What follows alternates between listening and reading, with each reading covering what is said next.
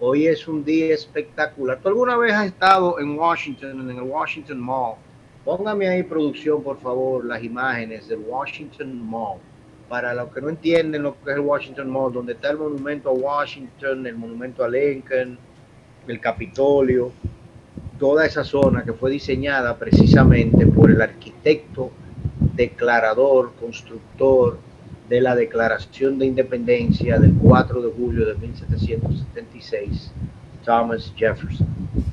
Eh, y en el Washington Mall, en el día de hoy, en la tarde, a eso de las 5 de la tarde, no, 5 no, mentira, 8:30, 9 de la noche, porque allá se pone oscuro, oscurece bien tarde ahora en invierno, pero la hora que empieza a oscurecer entre las 9 y las 10 de la noche, desde las 4 de la tarde, toda esa explanada, esa grama completa alrededor de ese lago artificial que, digamos que exactamente, que te lo enmarca el Capitolio de un lado y del otro lado el monumento a Abraham Lincoln, y en el centro está el lápiz del pencil, como le llaman, que es el Washington Monument, el monumento en honor a George Washington. Ese mall, toda esa franja, toda esa grama queda decorada con personas que se sientan allí a hacer picnic. Ujú. Y en algunas ocasiones que yo he estado allí para el 4 de julio con mi familia, llegan a más de medio millón de personas los que se sientan allí. Y al ponerse la tarde y comenzar, digamos, a oscurecer, cuando empieza a oscurecer, entonces tienen el lanzamiento de los fuegos artificiales allí, que es un espectáculo grandioso de millones de fuegos artificiales, dura más de media hora, imagínate, los fuegos artificiales, en honor a la celebración del 4 de julio.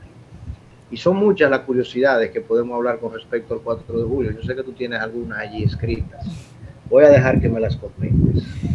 No, definitivamente hoy Estados Unidos y todos los nacionales norteamericanos, ¿no? Diseminados por todo el mundo, pues celebran esta fecha como una fecha histórica, como en efecto lo fue en aquel momento en el que Estados Unidos, un 4 de julio, pues se liberaba, ¿no? De esta potencia inglesa y empezaba a construirse, a trillarse su propio camino como una nación independiente. Los padres fundadores, obviamente, como usted ya los ha mencionado, pues diseñaron un modelo de nación inclusiva que pudiese de alguna manera pues llevar los destinos de esta nueva nación de los Estados Unidos a una democrática. Obviamente transitaron una época complicada, ahí usted obviamente tiene mucho más conocimiento que yo entre lo que nacía aquella nueva nación de estos Estados Unidos, pero que de alguna manera la dignificación de un ciudadano, incluso la declaración de lo que era un ciudadano para en su definición, ¿no? Para la nueva naciente república, pues también dio al traste con muchas otras cosas, como en efecto sucedía luego con la declaración de la enmienda decimotercera, la decimocuarta enmienda incluso, que se rediseñaba la definición de ese ciudadano y que terminaba esa etapa puntualmente con la declaración o la abolición, ¿no? De la esclavitud por parte de Lincoln, y que lo que eso también significó para el nuevo el ciudadano norteamericano, y que incluso a la luz de esa propia enmienda, la decimotercera, la decimocuarta y lo que sucedía a partir de ahí, pues también muchos se han apalancado para incluso la reivindicación de los derechos de hoy en día, cuando vemos que la pasada semana un afrodescendiente pues moría de 60 balazos estando evidentemente desarmado, se había comprobado que estaba desarmado, y que como incluso los propios movimientos más recientes de igualdad de derechos, de equidad en la propia nación estadounidense, la cuna de las libertades, pues también se apalancan en ese diseño de esas enmiendas y de esa nación naciente, ese 4 de julio, para las libertades y los derechos de todos los ciudadanos norteamericanos.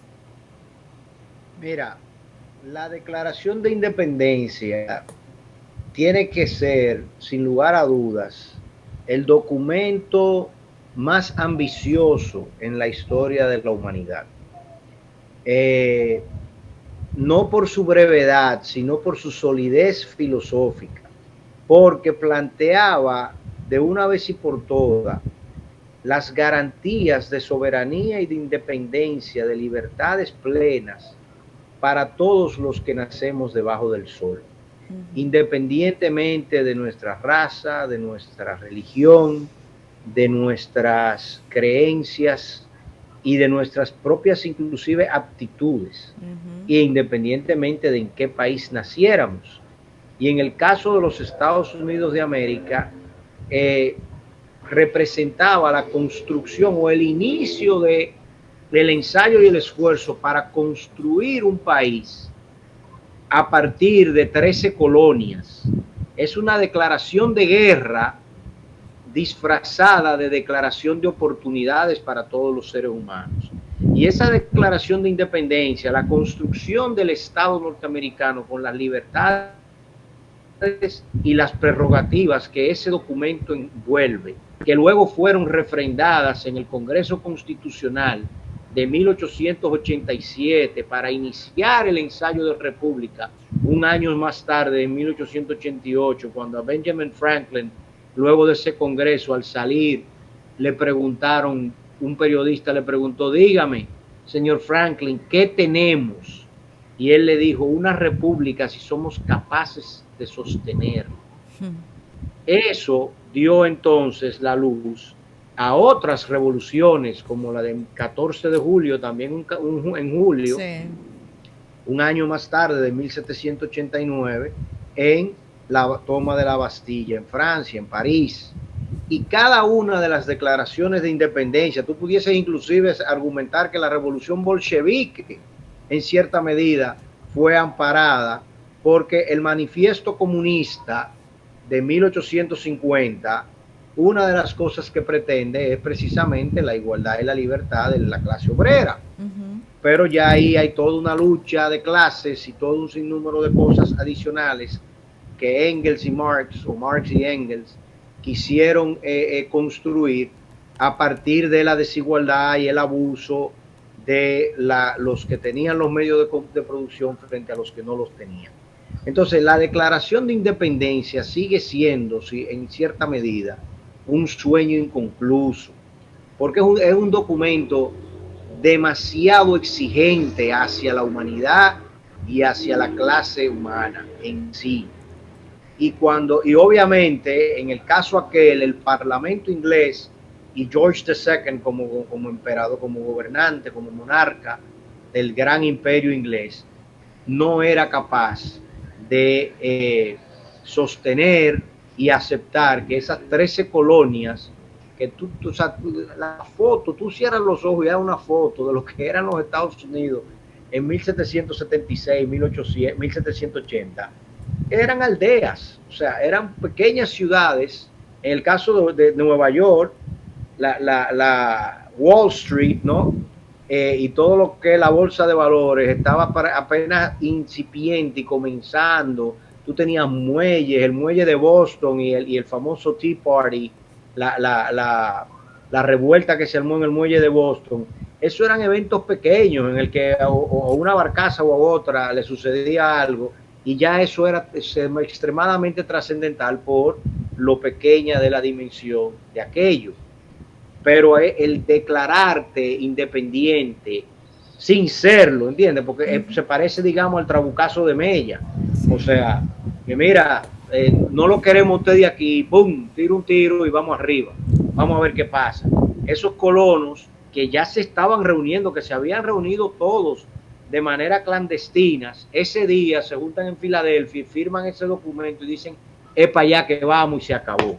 Y no vamos de otra manera porque estos principios que están aquí en esta declaración de independencia, ustedes no nos los garantizan. Claro. El famoso no taxation without representation, o sea, no me puedes poner impuestos si no me representas. Claro. Y si tú te fijas en eso, ese solo principio, no me puedes poner impuestos si no me representa. Si nosotros cogemos ese solo hilito y lo tratamos de intensificar aquí en República Dominicana, ¿a dónde llegamos? Dime, más o menos. Claro. No, es complicado. ¿Tú crees que con ese principio nosotros aguantaríamos esas licitaciones de compra que está haciendo el Ministerio de Educación, que estuvimos discutiendo la semana pasada, y ahora es que eso está cogiendo candela, como quien dice?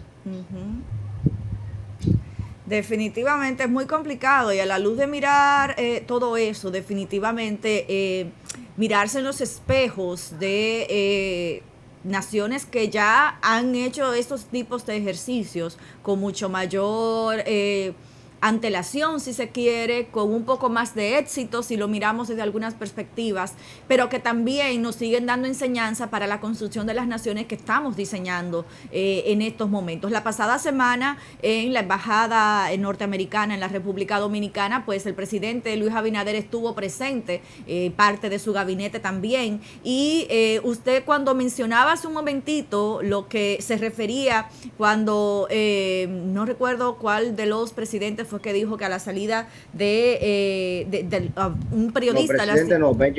Benjamin Franklin, gracias. Y decía que una república, si somos capaces de sostenerla, tenemos una república si somos capaces de sostenerla. Y la pasada semana el presidente de la república decía, en un escenario norteamericano, ¿no?, considerando que las embajadas son territorio de la nación que representan, pues hablaba justamente de esos compromisos que asumía su gobierno y que asumía él como presidente ante la nación dominicana e incluso ante esas naciones que miran la República Dominicana con interés. Y lo digo con interés cuando tú escuchas a un presidente de la Cámara de Diputados, un señor Pacheco, decir que están recibiendo asesoría de la embajada norteamericana en el estudio de la ley de extinción de dominio, del proyecto de ley que se está estudiando y conociendo ahora mismo en el Poder Legislativo.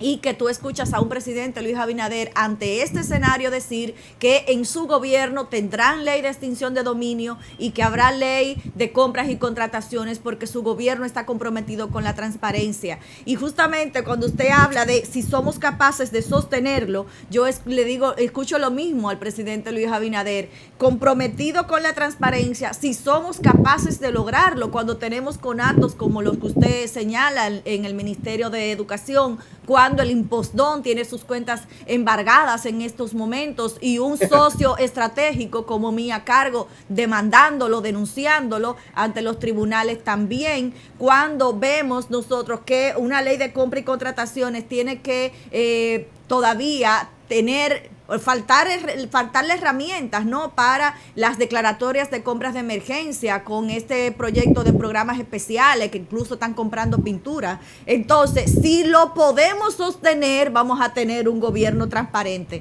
Y el presidente Luis Abinader ahí lo tiene muy difícil con este viaje de funcionario, fallando a cada paso. Mira, tú eres maléfica, porque tú quieres confundir al enemigo. Vamos a quedarnos en el 4 de julio en Estados Unidos y después vamos a traer aquí a la parte local. En la semana pasada, cuando tuvimos de entrevistado al profesor Arturo Félix, de hecho fue el profesor Girón que planteó esta situación. Ahora mismo el experimento, la complicación de la nación norteamericana, la enorme división que existe en Estados Unidos, donde tú tienes literalmente, o sea, la semana pasada o ayer domingo, para ser exactos y precisos, a la segunda, bueno, originalmente tercera en jefe, hoy en día prácticamente desterrada del Partido Republicano, pero segunda en el comité revisor de lo que sucedió, esa comisión que está revisando lo que sucedió el 6 de enero del año pasado, cuando Donald Trump quiso dar un golpe de Estado, literalmente, y puso en jaque y en amenaza de muerte a todos los que estaban dentro del Capitolio, refrendando los resultados de las elecciones. Elizabeth Cheney, o Liz Cheney, como se le conoce. Liz Cheney dijo en el día de ayer que probablemente al expresidente de los Estados Unidos lo van a enjuiciar. Y quien tiene obviamente la voz definitiva en si eso va a juicio o no es Merrick Garland, que es hoy en día el fiscal general, el procurador general de la República, que es quien tiene que hacerlo porque el Congreso no enjuicia. El Congreso solamente puede traer a la luz y sacar toda la información, pero es el procurador general, es la fiscalía la que tiene que enjuiciar. Pero si ellos lo recomiendan, ya se le hace muy difícil a la procuradora general no hacerlo. Y eso a la luz de todos los norteamericanos, es una crisis enorme, claro, porque sería la primera vez que un expresidente, por un presidente que es quien nombra al procurador, lo está enjuiciando. Y si bien para nosotros en Latinoamérica eso es algo muy común, solamente hay que preguntarle a Vincho por lo que le hizo a Salvador Rey Blanco con Joaquín Balaguer, o cualquier otro caso que Trujillo llevó en aquella época, ¿verdad? Cuando tomó el poder en el 30, y que lo hemos visto en varias ocasiones. O sea, a Hipólito se le preguntó si no iba a meter preso a Leonel, y eso no se veía como algo que no se podía hacer. Y lo mismo sucedió con Leonel, con Hipólito, etcétera. Para los norteamericanos es una crisis enorme. Y esa crisis tiene su origen, si tú quieres, en esa declaración de independencia de hace 250 años casi, 247 años. ¿Por qué? Porque en esa declaración de independencia, la igualdad estaba definida en que tú fueses hombre, blanco y propietario de 50 acres de tierra. Ahí iniciaba el proceso de discriminar y de tener ciudadanos de dos niveles. Es lo primero. Segundo, esa segunda enmienda, que es la enmienda que pretende hoy en día, o que toma hoy en día la extrema derecha y los conservadores para justificar las armas, y que la Suprema Corte de Justicia la semana pasada tuvo la osadía de una ley que tenía 109 años de vigencia en el estado de Nueva York, que no te permitía el porte de armas en la calle, de decir que no, que eso es inconstitucional, que tú tienes todo el derecho a portar tu arma en la calle si tú la tienes. Esa Suprema Corte de Justicia, amparada en esa enmienda se puso allí cuando se creó la Constitución en el Congreso de 1787, porque lo que se quería era básicamente poder, de esas 13 colonias, esos pueblitos, poder defenderlos. Y como dice mi hija, óyeme, no es lo mismo tú tener un mosquetón en la mano que tú tener una AR-15, como se tiene hoy en día. Pero lamentablemente, amparado en aquella justificación ya bicentenaria, hoy en día, que se entendía que era de grandes hombres sabios, se tiene hoy en día estas limitantes que crean estas divisiones horrendas. El caso dominicano, después de la pausa, lo vamos. Te voy a dar algunas curiosidades del 4 de julio antes que vayamos para allá. Porque yo siempre he dicho que República Dominicana es un país muy particular porque tuvo 3 padres de la patria. Sí.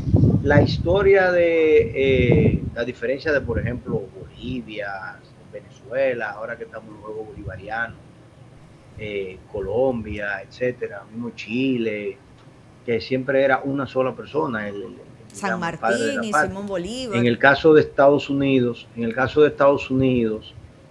siempre se habla de the founding fathers, o sea, los padres fundadores, y no se pone a una sola persona, porque si bien Washington es reconocido como el general que ganó las grandes batallas, que digamos garantizó la independencia definitiva del ejército inglés, porque el ejército inglés, después de esa declaración de 1776, en definitiva lo que entendía era que eran un grupito colono que había que controlarlo, y que luego que se controlaran íbamos a volver a la relación de comercio, que era lo que a ellos les interesaba.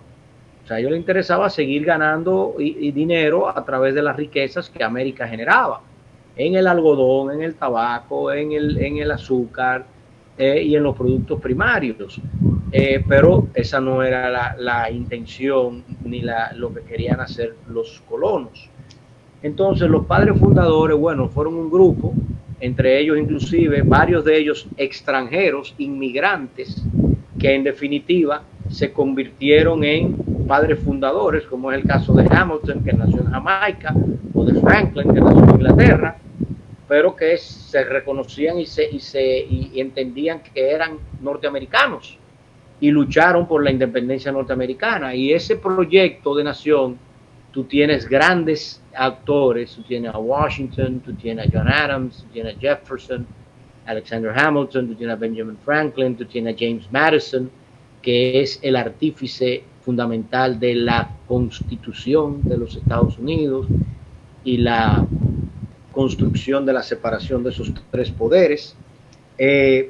un dato muy curioso, obviamente, es que la mayoría eran de Virginia.